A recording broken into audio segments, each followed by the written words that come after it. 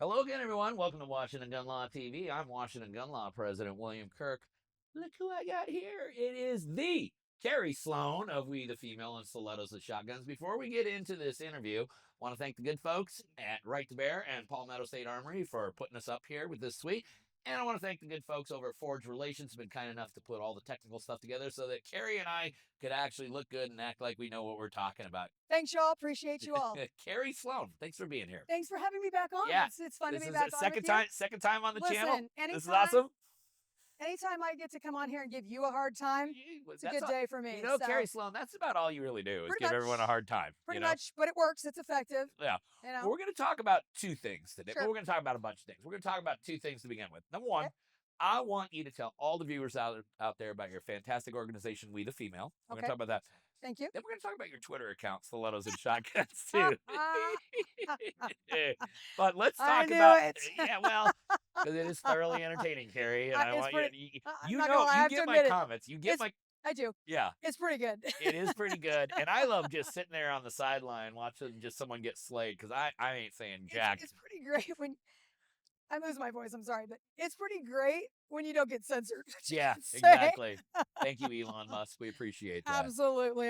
Talk about We the Female. So We the Female, many of your viewers and listeners, we have a lot of mutuals out there. We do, So we a lot do. of people will be familiar, but for those of you that aren't, I run a nonprofit organization. It is called We the Female. And in short, our mission is to arm the women with education, confidence, and self-defense. And how we do that is I travel around the country. You do. Living in a van down by the river. There's an age test That's for true. That's true. your Yeah, listeners and I know where followers. you're coming from on that. Yeah. And I literally live in a van. I know you do. Yeah, and I at Love's Truck Stops. And I travel around the country and I teach free or reduced rate concealed carry and fundamental classes to women.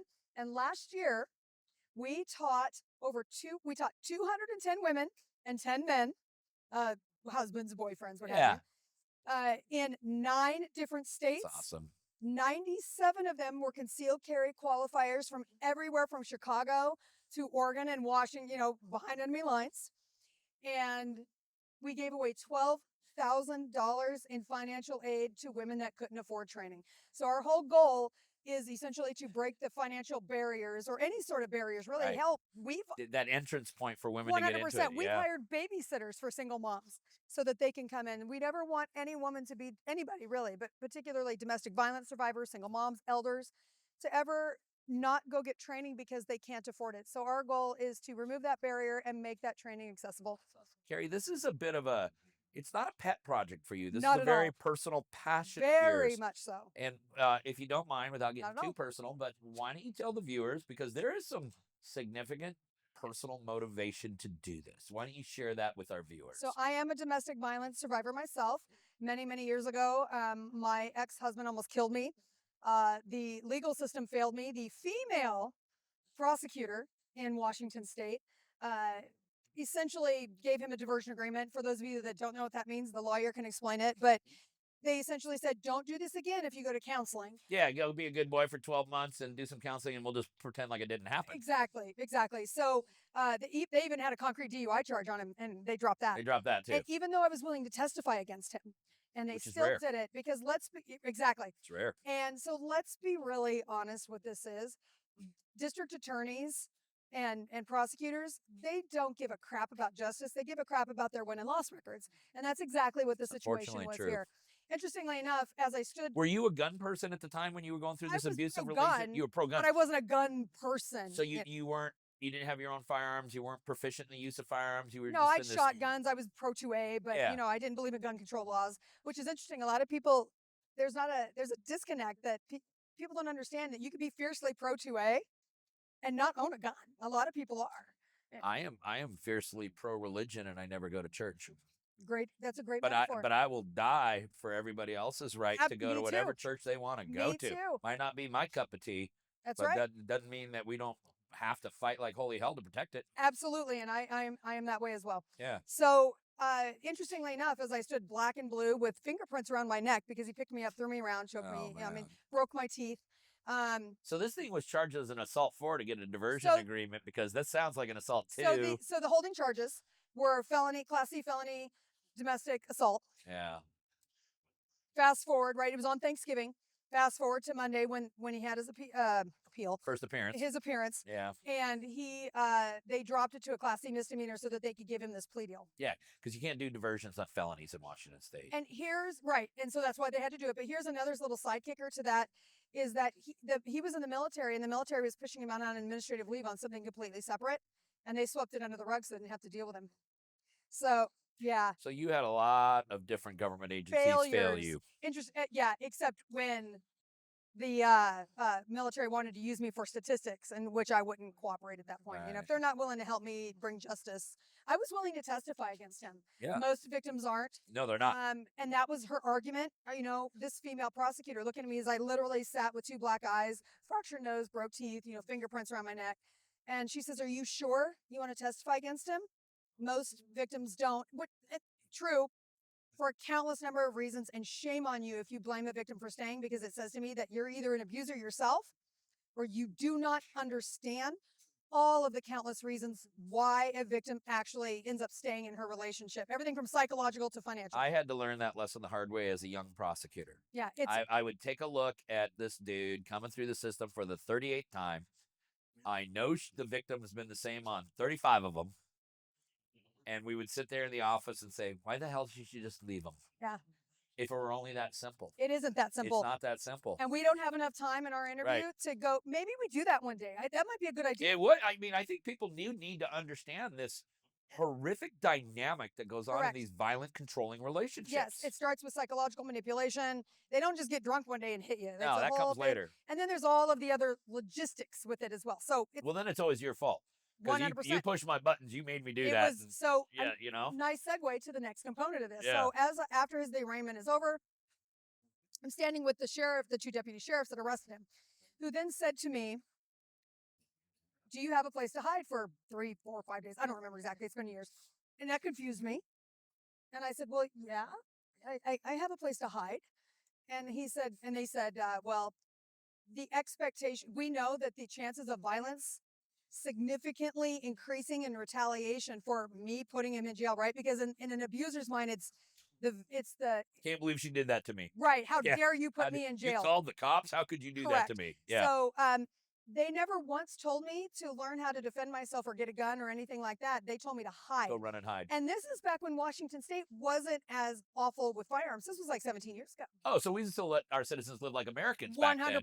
Yeah, back in the day. But they were still stifling that right of self-defense through coercive, kind of language. So how do you take this horrific experience, traumatic experience you go through, and how does that motivate Kerry Sloan to get out there and start We the Female? Legislation. How so? I-1639, for those of you that aren't familiar with it, it was a law that when presented at the time was right after Parkland.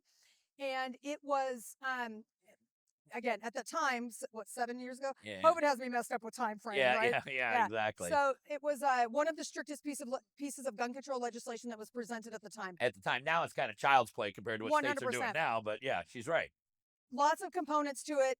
The one relevant to this that they didn't market, didn't talk about, and was one of the last paragraphs, ironically, the most clearly written. If you've ever tried to read legislation, it's a mess. Well, that's why I got a YouTube channel. Yeah. Because I decipher the mess. And and then I have to take it and explain this to women in these classes now, right?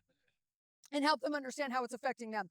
So I spoke out about that because the one component that was in that people didn't talk about and they didn't market because they didn't want you to know. They know people don't read legislation. Start reading legislation, not the summaries. Read the legislation. Read the actual devil's in the details. And the devil is in what they don't tell you. Yeah. That's a bigger thing. Legislation isn't ever how it's written. It's usually how it's not written. Yeah, it's not all the stuff in it. It's all the stuff that's not in it. It's the evasive language. Yeah. And in this one, it is when you go to purchase a gun and you sign a 4473, for those of you, I doubt you have listeners that don't know, but God, I hope so.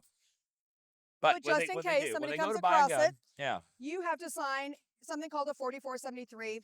In short, it is a federal background check done by the FBI to show that it's legal for you to own a gun. You're not prohibited from possessing a firearm. I was running on lack of sleep, forgot the word. That's all right. I'm the lawyer. I'll throw the cool words out there when we Perfect. need them. Perfect. You can use the fancy words. Everyone's thesaurus today. So it was, so in Washington State now, signing that is a waiver of your medical record, and the Washington State Health Authority whoever that is, right? Because again, it's not how it's written, it's how it's not written. Right.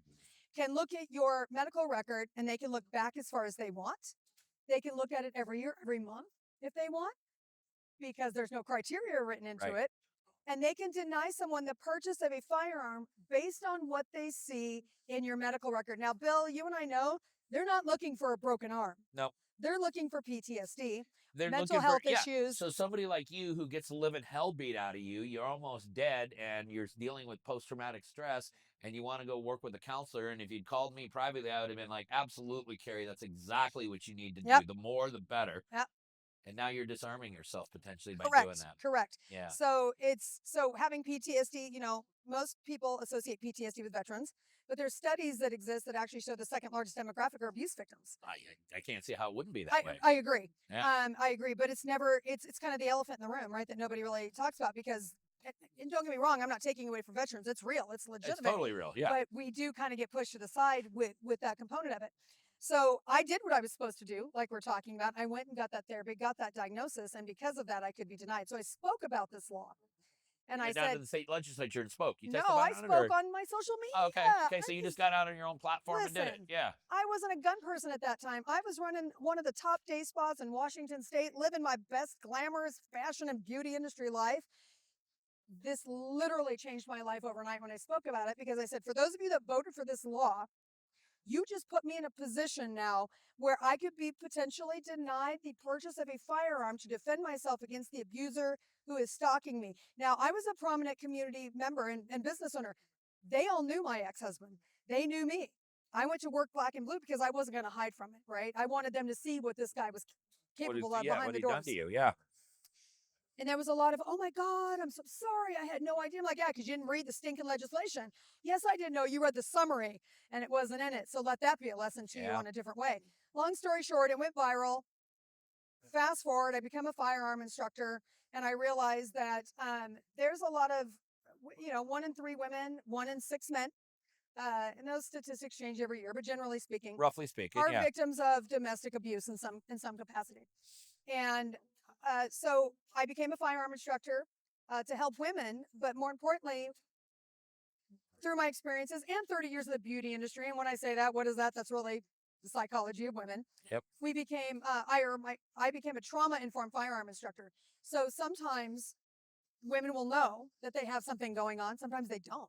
So I have to be able to identify nonverbal body language when they're on the line that they may have a trauma connected to that gun. Because no matter how proficient I make them at shooting a firearm, they're never going to use that gun, carry it every day and use it if needed to, if we don't deal with any sort of core trauma that's attached to it.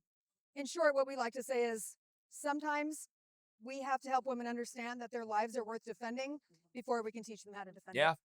Attaching value to that life. 100%. Yeah. And so oftentimes it these is, though? what's Get that? this. Sometimes we still can't do it for the women. We have to talk about their children. And God help you if you mess with the kids, right? We call it mama trash pandas. That's a biological instinct at that point. Yep. That's why I've always said you want to win the Second Amendment debate in this country. Get the women. Arm the women. Get the women. Arm the women. And then about 2 years later, go, okay, ladies, I know you've been driving around in that minivan, going to soccer practice and stuff. We're going to have to take them back from you now. 100%. What's going to happen? 100%. Look, I have a dream too, just like Martin Luther King. Yeah.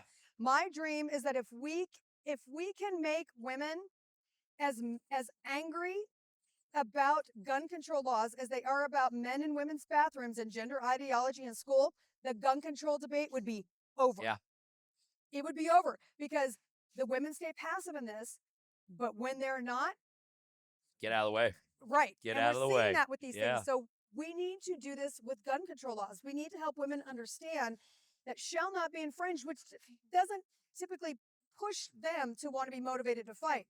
We need to help them understand that shall not be infringed, the Second Amendment, is their catalyst to protect themselves and their babies. That's right. And that's how you get them. That's right. That's right. So before we get on to the other stuff we're going to talk about, why don't you tell all my viewers, if they want to help we the female out, they want to help Kerry Sloan arm the women, how do they do that? So you can go to, we have a Gibson Go. Usually it's connected on my social medias. You can go to wethefemale.org and we've got a PayPal. 100% of every dollar that comes in to We the Female goes back out in financial aid, whether it comes in from a paying student, a donation from a follower or listener, through supportive sponsors. We provide everything for the students: ammunition, the guns, the eye pro, the ear pro, literally every barrier that a woman or excuse that they could try to use to say we can't come, we take that out. Again, like I said, we even No sometimes excuses now. babysitters, Yeah. even sometimes. Yeah. So we want to remove that barrier. It is a hand up, not a handout. We're not going to buy a gun for them or anything like that. But the less that they have to pay up front, and of course, this is big in states like Jersey, California, where in some counties it's $1,000 and over a year to get your wait to get a CCW permit. training. It's obscene. It's ridiculous. Yeah. So we try to remove all of those barriers. So I'm blessed to be in a financial position. I don't have to get a paycheck because I sold my house in Washington and moved to Georgia. So which made out probably pretty good on that one. I definitely got more for my house than it was worth in Washington. That's for Washington sure. State for you. Absolutely, Yeah. 100%. So, but there was many reasons we did it, but one of them was because it allowed me the opportunity to be able to do this work philanthropically without needing to receive a paycheck to do it. Well, you're doing awesome work. Well, thank you. But I want to talk to you about some other work you do. Because Kerry Sloan has owning liberals on has this. Well, I don't know if you own liberals. I think the FUDs are the ones that got to be most careful. Them too. I own them all. So you got a Twitter account called Stilettos and Shotguns. The real _ The real SNS. SNS, yes, which I find to be thoroughly entertaining, and I also don't engage you on that. Have you noticed? Every so often. Yeah, with a chuckle or something like that, right? Yeah, but. Yeah. It's spicy. There is, and it took me a while to kind of get my head around it. And actually, you were one very influential in teaching me this. Did you hear that? Yes, she was. Take a stamp. I influenced Bill Kirk. She influenced the influencer, so that's pretty cool. We don't have a lot of inviting on-ramps for women to get into the Second Amendment. And you and I have talked about this before. Yeah, it's problematic. It is huge. It is problematic, and I love how people are like, it's changing. No, but it's kind of not. Yeah. In fact, well, let me ask you about this change, because here's the loaded question I was going to ask Kerry Sloan. You ready for this one? Ask away. How long you been coming to SHOT shows? 6 years. Okay. So you remember back in the day when we just had all the gun bunnies running around here? I do. That was pretty much almost ended after my first year. Yeah. Big turnoff. It is. Okay. It is. So the gun bunnies are gone. Correct. But every dude down there looks like an ex-Navy SEAL. Or grandpa. I literally So how inviting of an environment is SHOT Show 2025 for a female who's just trying to get her feet wet and learn about the firearm industry? Is it still inaccessible for women? Because that's a problem. It is not inaccessible anymore, which is great. Okay. Particularly this year.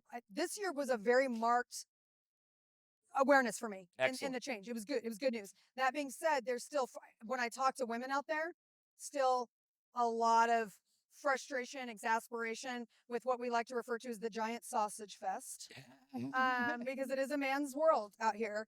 The irony in that is you've got all these men who are like, we need to bring more women in, and then they don't do anything to do. Well, to bring and then women in. like me say, this is what we need you men to do to help that. And then they don't want to hear it, or they want to tell me what's doing wrong. I literally had this happen in the media room yesterday. My assistant instructor is here helping me out. And she just looked at me and went, fortunately it was with some other, Scott from Iron Sights podcast. He was down there and he goes, what the hell is that? Because the dude pointed his cane at me and was like, and you need to do this. And everybody was like, you got to be kidding me. Now, he's the guy that carries a 45 and an Uncle Mike's holster, 100%. Right? 100%. Oh, you carry a 9mm? I carry real good. I carry 45. God's caliber, right? Yeah. Well, so what I've noticed with your Twitter account is that some people will accidentally pick a fight with you, and that doesn't usually work out very well. Never. But I notice you kind of go out and hunt them, too. I don't. Interestingly enough, I don't hunt them. People send them to me. Oh. So people will send it to me. And then honestly, for the number that I actually get sent to me or tagged in or what have you, I actually only take maybe about 3 to 5%, and only when it's something where I can make a point that I want to make. Right. So I actually filter a lot of that out. So for the volume that you see that I do, it's probably 10 times that. That's very discouraging to hearing that you have that many types of comments, because the comments that Kerry is kind of cracking down on are these old guys, the FUDs, and they'll be like, I'll tell you what you need, little lady. You just need yourself a pink Taurus Spectrum. That's too much gun for you, little lady. You mean the guys that literally have said, I kid you not, I've got screenshots of it. They've said that women aren't smart enough to understand how to operate a semi-auto firearm. The hell is that? Look, Look, Last time I checked, we got a bunch of women in our armed forces actually in combat too. So don't apparently- get that. Don't push that button with them. Good Lord, because they think women should be in combat, and that's a whole other podcast episode, So that one is one that I get a lot. There's a lot of them, as you know. I mean, I Yeah. could go on for an hour just about the crap that we get with those things, but it's interesting to see that. I don't know if you saw, this one was a big one. Some guy made a condescending comment. I posted, I wear a lot of skirts and dresses, and I wear bike shorts that have a retention pocket that I can put my holster in the inner thigh. And I showed it just for a content piece, right? So here's where I'm concealed carrying. And this butthole says, let's see your draw, not your drawers. And I was like, my draw from under a skirt is about a second. I'm pretty fast. I'm not as good with that under a skirt. I He's just want lying. you to know. He's actually great. I'm pretty dynamite under a skirt. No. And it's not a kilt because he's wearing underwear. Yes, true. His wife told me. Yeah, Mrs. Gunlaw. She's great, by the way. Yeah, she's Loved awesome. sitting with her the She's other day awesome. at the awards. Cool. She was great. She puts up with all my crap, so she's got to be pretty cool, right? She was. We hit it. Like we hit I it off. figured She's the cool. two of you would be Yeah. hit it off. So let me tell you. So Yeah. this guy, right? We're talking about literally a women's space, right? And there is a dude, a couple of them, but one in particular who literally mansplained to me how to be better at drawing from under a skirt, to a point where he posted a video with a towel wrapped around him showing this draw that he says, this is how I draw from under my kilt. 2 points to that. One, ironically, or unironically, his draw was twice as long as mine. It was almost 3 seconds. And that one was a slower one. I posted. It was about just under a second and a half. And his was almost 3 seconds. You lost the gunfight at that point. He did, right? Yeah. And two, if it's a kilt, you're not carrying a gun inner thigh in an Uncle Mike's holster, my guy. You're not. Right. Otherwise, you're wearing underwear and it's a skirt. Yeah, there you go. There you go. Kerry Sloan, we got a couple minutes left. Sure. Here's what I want to hear from you. What does the firearm industry, the Second Amendment community, need to do in whole to make the Second Amendment far more inviting and approachable for women? There's lots of different components, right? Depending on what we're talking about. We're talking about advocacy, education, the firearms themselves, right? There's a whole component of that. But one of the biggest things I can tell you that we don't need is more pink revolvers, or more pink guns. We need to start educating women that they can buy this gun and have it painted any color. I mean, like, there's a whole world out there, ladies, called Cerakoting, and oh my Lord, wait till you see that. It's cool. It's pretty cool stuff, yeah. So, but, one of the biggest things that I see, and particularly on X, is we see women constantly asking, I want to go buy a firearm. What's the first firearm? Oh, I I know where you're going with And this. boy, And the have answers are just mercy. horrible. The comments that come in, and I will engage in those sometimes. Sometimes I won't. Sometimes I'll just comment just here to see how many men are referring, women this and this. But here's what the best thing that you can recommend. Like, there's a lot of components to what you asked. Sure, But here's a good directed answer that every man can start with now. All right, let's hear it. Instead of suggesting a particular type of firearm, suggest that they go to a range with a well-vetted instructor that they're comfortable with. And ladies, if you're not comfortable for any reason with an instructor, male or female, you do not have to finish that class. You walk away from that class, right? And if you wasted the money, you won't give you back your money, call us. We'll help you, right? Like, just walk away from the class, okay? Go to this place, get some good training, and rent several different guns. And here's what I recommend. Instead of just going, I want that one, that one, that one, that one, or what the guy says, these are popular, rent 1 or 2 guns in specific platforms. Rent like a 1911 or 2011 style platform. Rent a Glock because it's its own platform. A subcompact, a compact, full size. Yep. And it doesn't matter necessarily, other than Glock, because of their grip situation. It doesn't kind of matter, right? They're gonna all be kind of similar. Find the platform that you like the best. Is it going to be, I love a 1911 grip in my hand, right? I mean, do I carry one? No. When I started, I did because it's what I was most comfortable with. Mm-hmm. Find that platform that you like the best when you hold it. Then go to that platform and find several different firearms and rent those firearms in that style platform that you like. And then find the gun that is the best fit for you in that situation, and that will help you narrow it down instead of walking in going, yeah, I guess I'll rent this, I guess I'll rent that, and I'm not sure in this, and what's this caliber? Because they don't know, they don't know these things. So that will help you narrow it down to a category that you're probably going to find yourself in later, and it could save you hundreds, if not thousands of dollars in gun purchases of guns you're never going to use later. Right. That's fantastic Thank advice. All right. Tell everyone one more time how they can follow Kerry Sloan. you can find me on Be careful with this too, guys. Okay, be careful. You can find me on Instagram and the Facebooks at We the Female _official on Instagram. Stilettos and Shotguns 3.0 on the Zuck and Facebook. Stilettos Shotguns. Twitter if you like spicy. It's spicy. I will not. I just don't put up with it. You know, No, you don't. I don't put up No, with you don't. it. But I'm funny. You are outspoken, Kerry Sloan. But I'm funny. You are funny. And You're witty. I am witty, and I'm. I like the way you rip on him. Thank you. Yeah, I just no mercy. No mercy. But it's witty because you could be sitting there going, "You're a dumbass, blah blah, stupid SOB," and it's like, "Oh, that's a neat little response," but there's no originality. There's nothing. But you come up with little snappy one-liners that I have work my really moments. good. I have my You moments. do have your moment. Well, Kerry, So the real _SNS is what yeah, one was listen, again. I want everyone to understand, and I have said this before, and we talked about this before we turned the cameras on, that if you really want to change the Second Amendment debate in this country forever, we arm the women.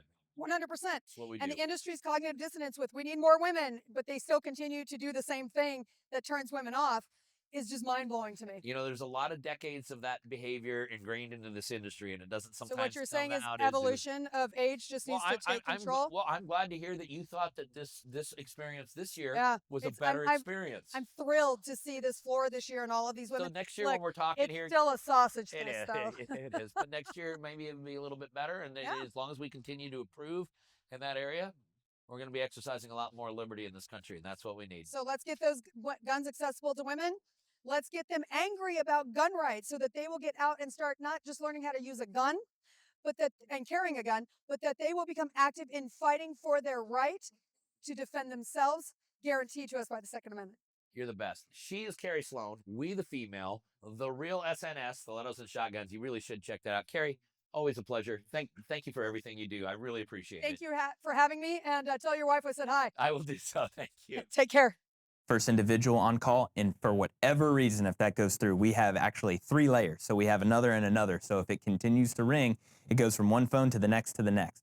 So we're betting on our chances. The highly compensated team that we have is going to take that phone call. Mm-hmm. And then from there, they have that privilege, right? They have the attorney-client privilege and that right to share with them, our attorneys, of what just took place. We have a nationwide team of attorneys that's going to be able to reach out to our Arizona attorney to get them on the horn immediately. You know, we've had cases all over the country now. You're not truly prepared unless you have Right to Bear back you. You will always get an attorney-answered hotline, so you will always have a confidential phone call. There are no cap limits for either civil or criminal defense.